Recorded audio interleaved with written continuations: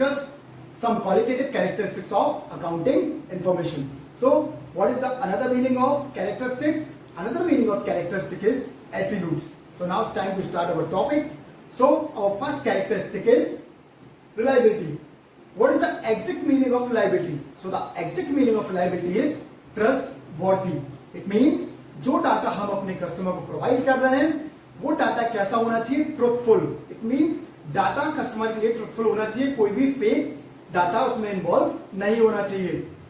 Reliable means verifiable. It means जो data हम अपने कस्टमर को प्रोवाइड कर रहे हैं वो वेरीफाइड डाटा होना चाहिए, कस्टमर उसे वेरीफाई कर पाए. Free from bias. Free from bias mean data को हम एग्जैक्ट फॉर्म में कस्टमर तक पहुंचाएं. इट मींस डाटा के साथ कोई भी छेड़छाड़ या भेदभाव नहीं होना चाहिए. Material error. It means data कैसा होना चाहिए? प्योर. इट मींस डाटा में किसी भी टाइप का एरर इन्वॉल्व नहीं होना चाहिए. Our second characteristic is relevance. What is the exact meaning of relevance? So the exact meaning of relevance is suitable data. हम कस्टमर को वही डाटा प्रोवाइड करेंगे जिसकी कस्टमर को एक्चुअल नीड है फॉर टेकिंग बेटर डिसीजन, ताकि customer एक better decision ले पाए. हम कोई भी इररिलेवेंट डाटा कस्टमर को प्रोवाइड नहीं करेंगे जिसकी उसे नीड ही ना हो. Our third characteristic is understandability. Understandability means each and everyone is not an expert of accounting. सारे लोग अकाउंट्स में एक्सपर्ट नहीं होते. जो इजीली हम अकाउंट्स इंफॉर्मेशन प्रोवाइड कर रहे हैं उसे इजीली वो अंडरस्टैंड कर पाए. इट मींस जो डाटा का वे होना चाहिए प्रेजेंटेशन वो काफी इजीएस्ट फॉर्म में होना चाहिए, ताकि जो एक्सपर्ट नहीं है वो भी अकाउंटिंग इंफॉर्मेशन को इजीली अंडरस्टैंड कर पाए. Our last characteristic is comparability. It means data को इजीली कस्टमर कंपेयर कर पाए. कंपैरेटिबिलिटी को टू पार्ट्स में डिवाइड किया गया है. First one is इंट्राफर्म. इंट्राफर्म मींस जब कस्टमर हमारी कंपनी का डाटा हमारी कंपनी की प्रीवियस डाटा से कंपेयर करता है. इट मींस 2019 के डाटा को 2018 के डाटा से कंपेयर किया जाए, इसे हम क्या कहेंगे? इंट्राफर्म.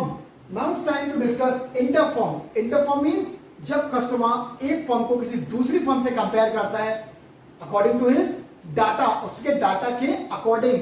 फॉर एग्जाम्पल अगर हम रिलायंस कंपनी को टाटा से कंपेयर करने लगेंगे तो ये क्या हो जाएगा? इंटरफर्म. इट मींस एक कंपनी को या एक फर्म को हम दूसरी फर्म से कंपेयर कर रहे हैं तो इसे हम क्या कहेंगे? Inter-firm. So that's all.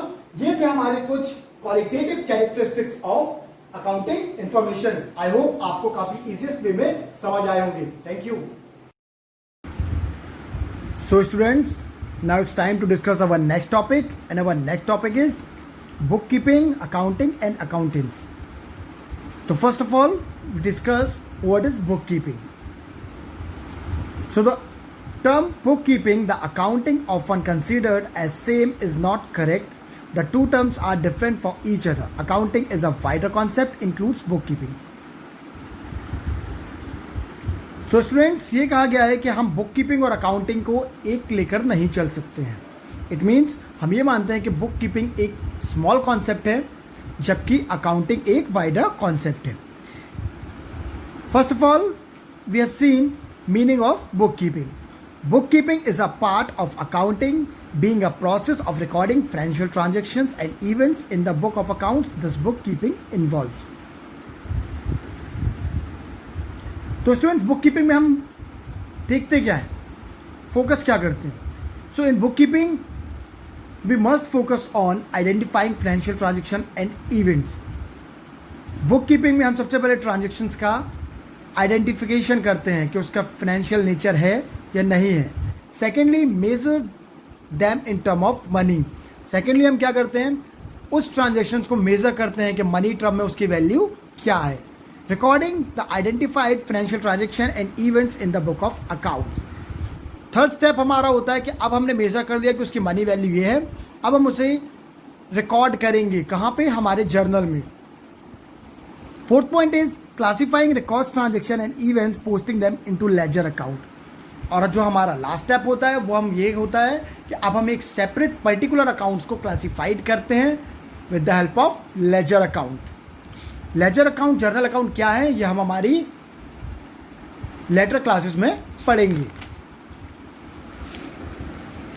Now it's time to discuss accounting. Accounting is a wider concept than bookkeeping. It starts where bookkeeping ends. In other words, bookkeeping is a part of accounting. अब accounting हम ये कह सकते हैं कि accounting एक wider concept है. जब बुक कीपिंग एंड होता है तो अकाउंटिंग स्टार्ट होता है. क्लियर? या फिर हम ये कह सकते हैं कि जो बुक कीपिंग है वो अकाउंटिंग का ही एक पार्ट है. चलिए अब हम देखते हैं difference between book keeping and accounting. Scope. Book keeping is concern with identifying financial transaction and events, measuring them in money terms, recording them in the book of accounts and classifying them. ये हमने book keeping का already जो meaning था उसमें discuss कर लिया था.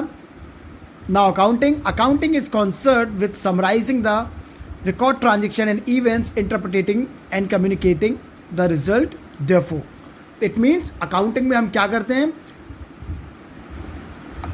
हम समराइजिंग करते हैं. इट मीन्स हमने जो भी डाटा रिकॉर्ड किया है अब हम देखेंगे कि उसमें प्रॉफिट कितना है, लॉस कितना है. इट मीन जो हमने एक्सपेंसेस, लॉसेस, गेन रिकॉर्ड किए हैं अब हम उन्हें क्लियरली फोकस करेंगे कि उसमें से हमारा प्रॉफिट कितना है और लॉस कितना है. उन्हें हम समराइज करेंगे और फिर जो भी हमारे पास एक फाइनल डाटा निकल के आएगा कि हमारे बिजनेस को कितना प्रॉफिट हुआ है उसे हम अपने यूजर्स को प्रोवाइड करेंगे. इट मीन्स अपने डाटा को इंटरप्रिटेट करेंगे.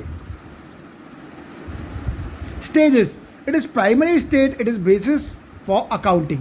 बुक कीपिंग को हम प्राइमरी स्टेज बोल सकते हैं या ये कह सकते हैं कि ये अकाउंटिंग का ही बेसिस होता है.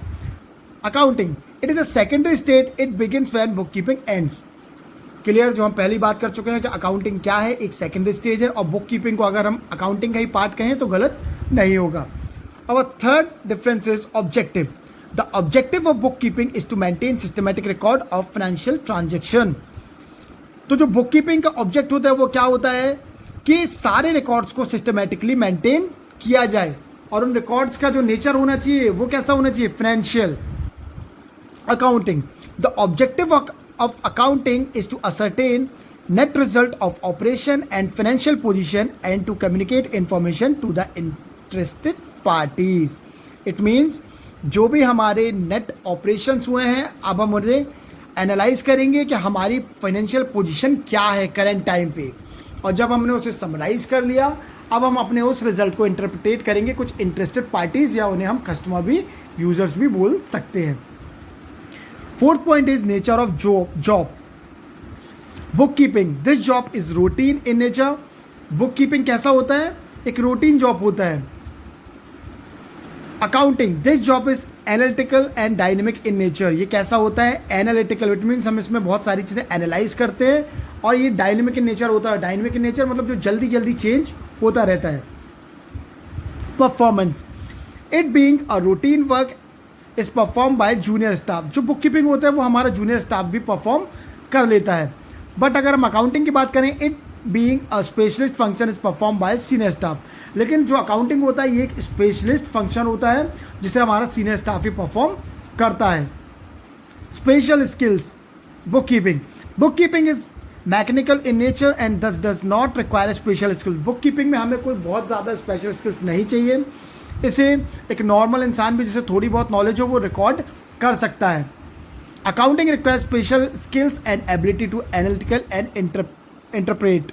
इट मीन्स अकाउंटिंग के लिए हमें क्या चाहिए, स्पेशल स्किल जो उस नॉलेज को इंटरप्रिटेट कर पाए हमारे यूजर्स को. सो स्टूडेंट्स, ये था हमारा topic book keeping and accounting. I hope आपको ये टॉपिक अच्छे से समझ में आया होगा. बाकी के कॉन्सेप्ट हम डिस्कस करेंगे हमारे नेक्स्ट लेक्चर में. Thank you.